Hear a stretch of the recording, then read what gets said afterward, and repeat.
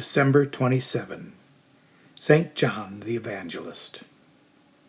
St. John was a fisherman in Galilee and was called to be an apostle with his brother, St. James the Greater. Jesus gave these sons of Zebedee the nickname Sons of Thunder. St. John was the youngest of all the apostles and was dearly loved by the Lord. At the Last Supper, it was John who was permitted to lean his head on the breast of Jesus, and John was the only apostle who stood at the foot of the cross. The dying Jesus gave the care of his blessed Mother Mary to this beloved apostle. Turning to Our Lady, he said, "Behold your son."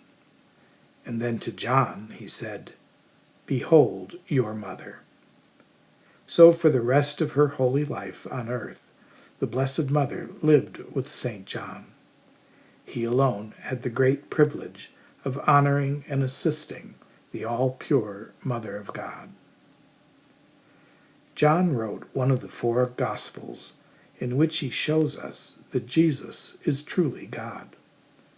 He also wrote the last book in the Holy Bible, called the Apocalypse, and 3 letters to Christians, which we find in the Bible too. All his long life, St. John taught Christians to love one another, and he himself practiced great charity.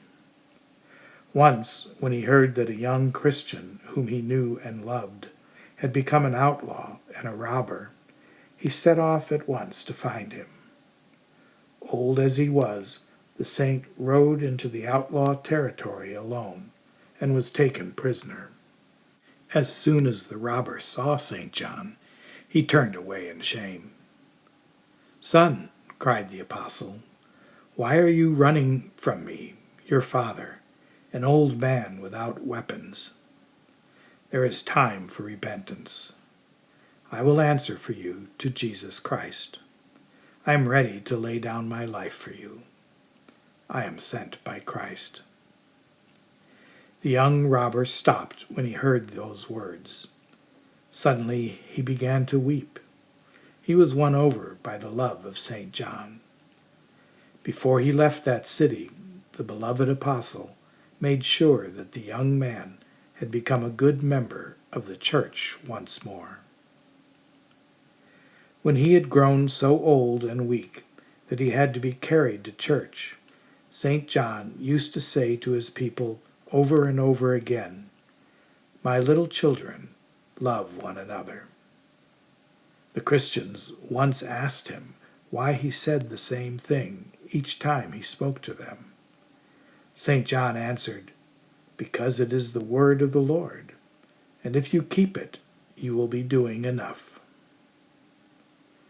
Today I will try to resemble St. John, at least in one of his 3 great virtues: purity of heart, charity toward all, and love for the Blessed Mother.